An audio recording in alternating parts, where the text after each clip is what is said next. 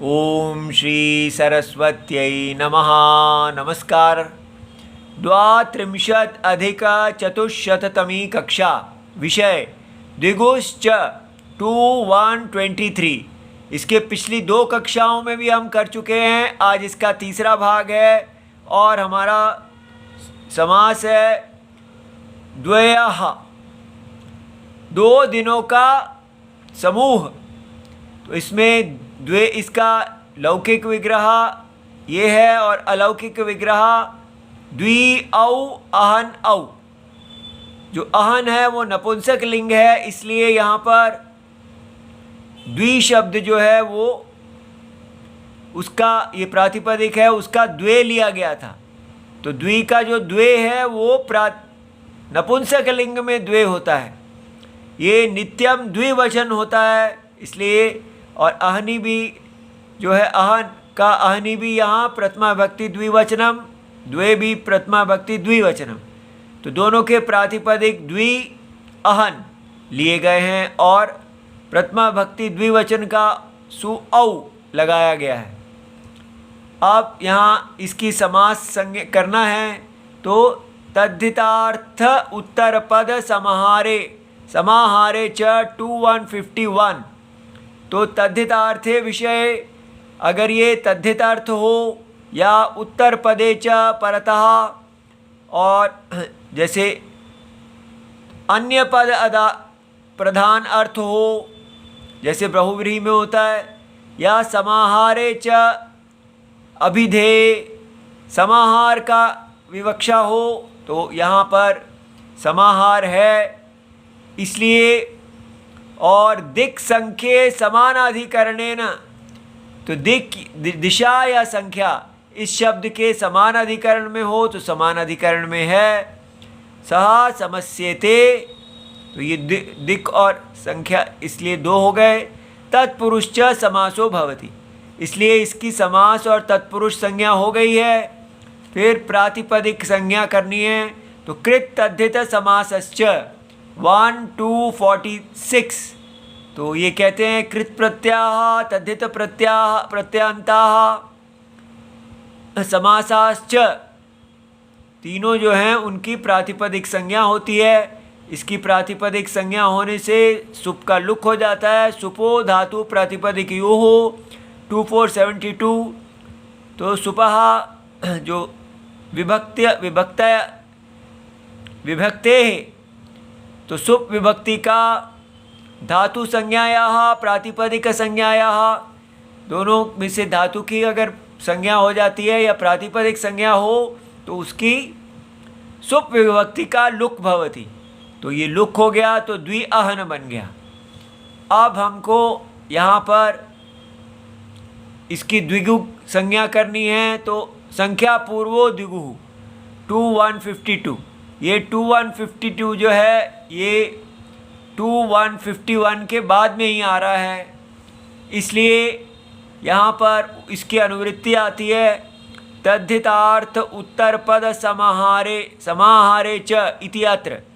जब ये परिस्थिति होती है तो यह संख्या पूर्वः समासः स द्विगु संज्ञो भवति, इसलिए ये संख्या पूर्व है, इसकी द्विगु संज्ञा हो गई।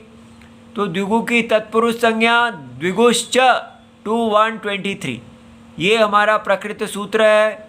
तो जो द्विगु की तत्पुरुष संज्ञा करता है उसके बाद टच प्रत्यय लाना है, तो राजह्न राज अहह सखीभ्यश् टच।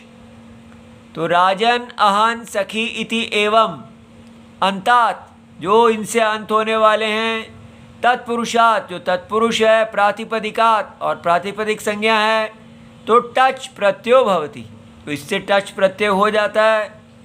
अब इसके बाद अहन का अह्न जो इसकी प्राप्ति है, तो सूत्र है अह्नो ह्न एतेभ्यः 5488।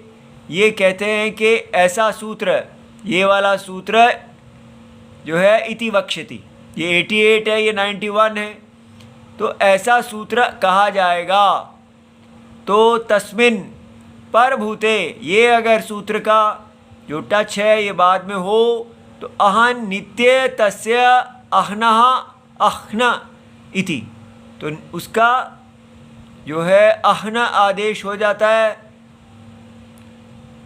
अयम आदेशो भवति एतेभ्यः, अर्थात संख्या और अव्ययभ्यः उत्तरस्य। तो ये इसकी प्राप्ति है अहन आदेश की, लेकिन इसका अपवाद होता है न संख्या देहे समाहारे 5489। संख्या देहे, संख्या आदि वाला तत्पुरुषस्य, ऐसा तत्पुरुष जिसके आदि में संख्या हो, तो समाहारे वर्तमानस्य, और समाहार में वर्तमान हो तो अहः शब्दस्य अह्न आदेशो न भवति, तो इसने उसका अपवाद कर दिया।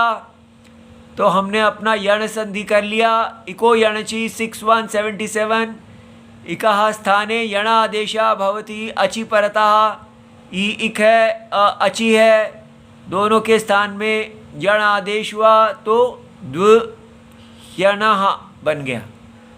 और इसमें ट और च चूटू और हलंत्यम 137 और 133, इन दोनों से इत संज्ञा होके इसका लोप हो गया।